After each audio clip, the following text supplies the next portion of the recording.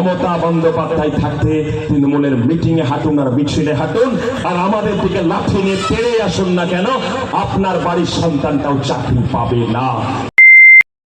আজকেও সকাল 11টা থেকে টিভির সামনে যদি চোখ রাখেন, যে ঘটনা আপনার চোখের সামনে এসছে, এটা বামপন্থীরা গত 10-12 বছর ধরে বারবার বলছে। হাইকোর্টের রায় বেরিয়েছে, হাইকোর্টের রায় বলছে 2016 সালে স্কুল সার্ভিস কমিশন পরীক্ষার যে সমস্ত 23,753 জনের যে প্যানেল, সেই প্যানেল নাকি পুরো বাতিল হয়েছে। আমাদের পশ্চিমবঙ্গ কি এরকম ছিল? যখন কমরেড বিশ্বনাথ চৌধুরীরা পশ্চিমবঙ্গের মন্ত্রী সবাই ছিল, জ্যোতি বসু বুদ্ধদেব ভট্টাচার্য যখন পশ্চিমবঙ্গের মুখ্যমন্ত্রী ছিল, প্রতি বছর স্কুল সার্ভিস কমিশনের পরীক্ষা হতো। 98 থেকে 2011 টানা 14 বছর প্রতি বছর এসএসসি পরীক্ষা হয়েছে, প্রাইমারি পরীক্ষা হয়েছে।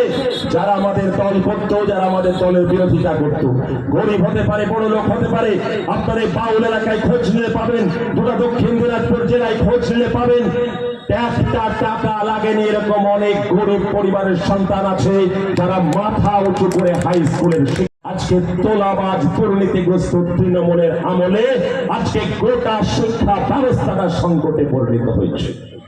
গত 13 বছর ধরে আমাদের রাজ্যের যুবকরা তাদের চাকরি চুরি হয়েছে। 3 বছর ধরে কলকাতার রাস্তায় খোলা আকাশের নিচে, গান্ধী মূর্তির নিচে আমার রাজ্যের যুবকরা বসে আছে, যারা পাশ করেছিল, যাদের যোগ্যতা ছিল, যারা চাকরি পেতে পারত, তাদের চাকরি চুরি করেছে পার্থ চট্টোপাধ্যায়রা। তাদের চাকরি নিয়ে পালিয়েছে অনুব্রত মণ্ডলের মেয়েরা, তাদের চাকরি নিয়ে পালিয়েছে পরেশ অধিকারের মেয়েরা। আর আজকে হাইকোর্টের রায়ে নতুন করে প্রমাণ হয়েছে এ রাজ্যে তৃণমূল কংগ্রেস ক্ষমতায় আসার পরে শুধু চাকরি বিক্রি করে পাহাড় প্রমাণ সম্পদ বাড়িয়েছি, তারই দায়ে অভিযুক্ত আজকে পার্থ চট্টোপাধ্যায়।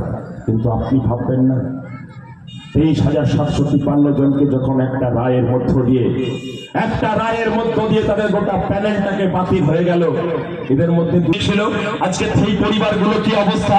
আজকে আপনি ভাবতে পারেন যে তৃণমূলের তোলাবাজ নেতা, আপনি খোঁজ নিলে আপনার জেলাতে এরকম তোলাবাজ নেতা পাবেন যারা আজকে গরিব মানুষকে চাকরির সংকটকে দেখিয়ে 15 লক্ষ 20 লক্ষ টাকা নিয়েছে, কেউ জমি বিক্রি করে, কেউ বাড়ি বিক্রি করে টাকা দিয়েছে, তাদের চাকরি আজকে চলে গেল।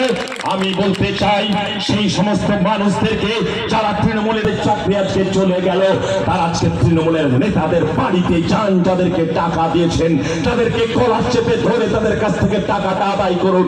আজকে গোটা পশ্চিমবঙ্গ জুড়ে আজকে চাকরির সংকটে আজকে পরিণত হয়েছে, শিক্ষা ব্যবস্থাটাকে আজকে ধ্বংস করে দিয়েছে তৃণমূল কংগ্রেস। আপনি সাধারণ মানুষ, পশ্চিমবঙ্গের যুব সমাজ যারা এখনো তৃণমূলের মিটিং এ হাঁটেন, মিছিলে হাঁটেন, কখনো কখনো তৃণমূলের হয়ে ভোট করতে গিয়ে আমাদের দিকে লাঠি নিয়ে তেড়েও আসেন, তাদেরকে বলবো যে আপনার দিদিমণি যদি পশ্চিমবঙ্গে ক্ষমতায় থাকে, আপনার বাড়ির যে সন্তানটাকে আপনি ভাবছেন চাকরি করাবেন, ডাক্তার বানাবেন, ইঞ্জিনিয়ার বানাবেন, মমতা বন্দ্যোপাধ্যায় থাকতে তৃণমূলের মিটিং এ হাঁটুন আর মিছিলে হাঁটুন, আর আমাদের দিকে লাঠি নিয়ে তেড়ে আসুন না কেন, আপনার বাড়ির সন্তানটাও চাকরি পাবে না। আপনাকে বলবো বন্ধু, আপনাকে বলবো এই তৃণমূল কংগ্রেসকে যত তাড়াতাড়ি সম্ভব পশ্চিমবঙ্গ থেকে বিদায় জানানো ছাড়া অন্য কোনো পথ নেই। কত রাতে রাত্রে সরকার হলে এই সরকারের আমলে লকডাউনের সময়, করোনার সময় আপনি লক্ষ্য করেছেন গোটা রাজ্য জুড়ে রেশনের চাল, রেশনের আটা এই তৃণমূল কংগ্রেসের নেতারা চুরি করেছে। চুরির দায়ে আজকে খাদ্যমন্ত্রী প্রাক্তন জ্যোতিপ্রিয় মল্লিক জেলে, তার সাগরেদরা জেলে এই সরকারের বিরুদ্ধে কয়লা চুরি, বালি চুরি থেকে শুরু করে চাকরি চুরি, গরু পাচার, এমন কোনো বিষয় নেই যে চুরির বিষয়দের বিরুদ্ধে অভিযোগ নেই। আপনার পাড়ার তৃণমূলের নেতারা 100 দিনের কাজের টাকা চুরি করেছে, আবাস যোজনার নামে 20,000 30,000 টাকার কাটমানি নিয়েছে। এটাই তো তৃণমূলের চরিত্র। এই তৃণমূলকে আপনি পশ্চিমবাংলায় এখনো দেখতে চান? এই পশ্চিমবাংলা থেকে এই তৃণমূলের বিরুদ্ধে মানুষকে ঐক্যবদ্ধ করতে হবে।